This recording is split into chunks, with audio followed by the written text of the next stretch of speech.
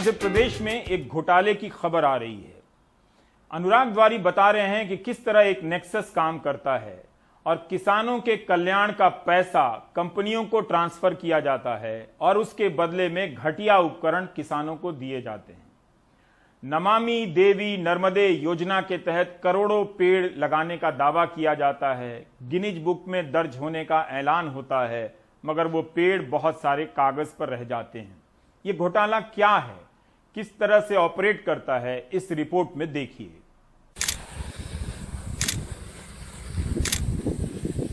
मध्य प्रदेश उद्यानिकी विभाग भोपाल दफ्तर में मौजूद ये पावर टिलर। वहीं छतरपुर जिले में हमारे सहयोगी अरविंद तिवारी ने तस्वीर भेजी कि वहां किसानों को बांटा गया पावर टिलर के नाम पर यह खिलौना।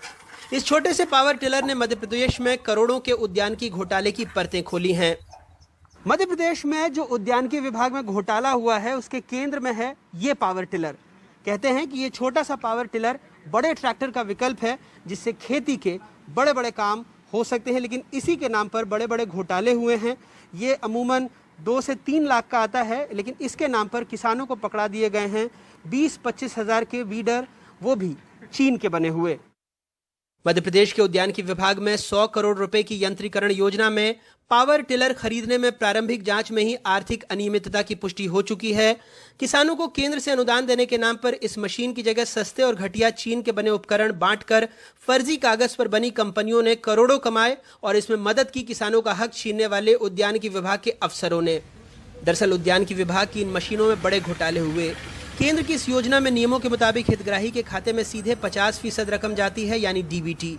नियम था किसान का पंजीयन, सत्यापन, स्वीकृति आदेश के बाद किसान बाजार से यंत्र खरीदे, अधिकारी जाकर सत्यापन करें, फिर बिल जनरेट होकर किसान को अनुदान का पैसा जाता था। लेकिन आरोप है कि किसानों के खातों में राशि भेजने की जगह कंपनियों को भुगतान करवा दिया गया। आरोप है कि उपकरणों को 2 गुने से ज्यादा दामों में खरीदा गया, किसानों की जगह सीधे कंपनियों को भुगतान किया गया।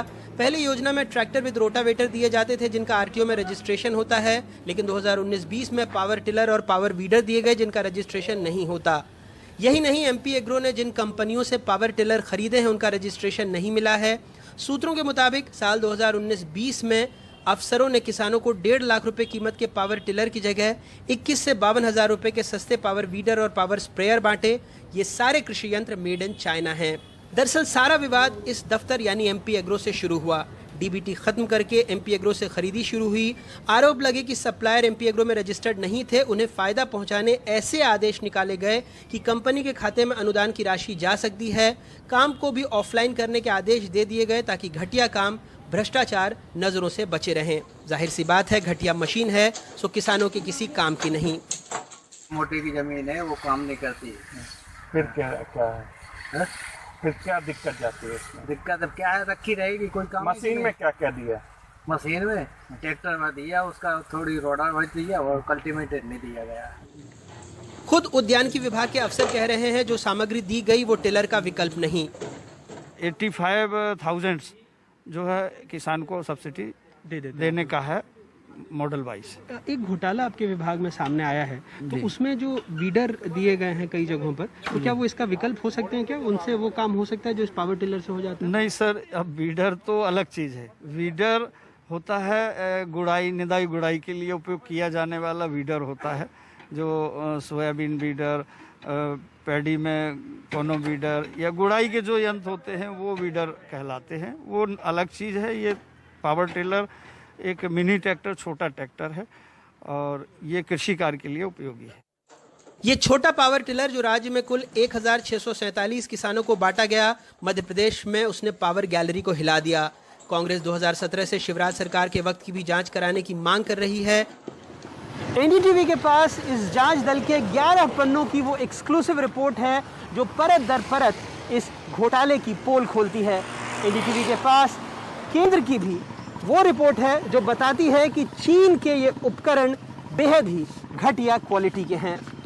कितना राशि का दुरुपयोग किया गया, क्या किया गया, ये सारी बारीकी से तथ्य उस रिपोर्ट में होंगे और इसके लिए दोषी कौन है इसको हम परीक्षण करके फिर आपके सामने विस्तार से बताएंगे और अमुक जो भी कार्रवाई होगी उसमें पहले आपको जानकारी देंगे। 3 करोड़ रुपए के पावर टिलर खरीदने वाला मंदसौर अकेला जिला नहीं है। जांच समिति ने जब टीकमगढ़, बुरहानपुर, होशंगाबाद और देवास जिलों में बांटे गए यंत्रों को देखा तो पता चला वो पावर टिलर नहीं थे।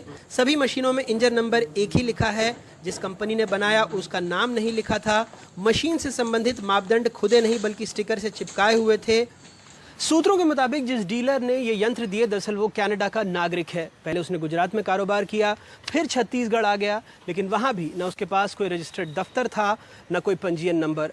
बावजूद इसके उद्यानिकी विभाग के अधिकारियों के साथ सांठगांठ करके इस योजना का लगभग 95% काम उसकी ही 3 कंपनियों को दे दिया गया। भारत सरकार के कृषि मंत्रालय ने जिस कंपनी, मॉडल और मापदंडों की बात कही उसकी भी धज्जियां उड़ाई गई। जिस कंपनी का नियम है कि आपके हार्टिकल्चर में उसका रजिस्ट्रेशन होना चाहिए, भारत सरकार की सूची में होना चाहिए कंपनियां, और फिर वो उनकी टेस्टिंग होती, कमेटी होती है और उनसे खरीदी जाए। और किसान को छूट देना चाहिए वो कि ये 40, 50, 100, 200, 500 कंपनियां इनमें से लिस्टेड में से किसी से खरीदे और उस पर सब्सिडी भारत सरकार 50% देगी।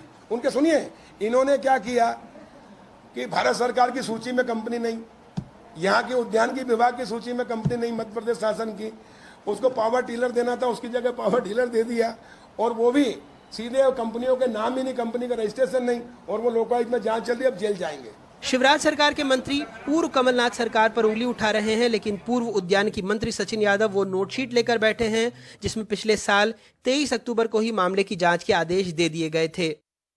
पूर्व की भारतीय जनता पार्टी की जो 15 साल की शासन रहा था, उस शासन में बहुत सारे घोटाले और गड़बड़ियां जो है सामने देखने को मिली थी, और हम लोग धीरे धीरे जो है उन सभी घोटालों की तह में हम लोग जा रहे थे, और निश्चित रूप से समय रहते जो है हम उनकी उन सभी की पूरी जांच पड़ताल करते, लेकिन दुर्भाग्य रहा कि भारतीय जनता पार्टी ने सरकार गिराने का काम किया और हम किसी भी नतीजे तक जो है नहीं पहुंचे।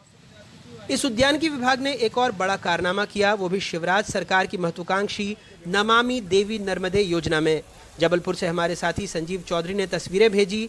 ऐसी दुकान जो सालों से खुली ही नहीं, इलेक्ट्रॉनिक मार्केट के बीच बनी इस नर्सरी से करोड़ों रुपए के पौधे कागजों पर खरीद लिए गए।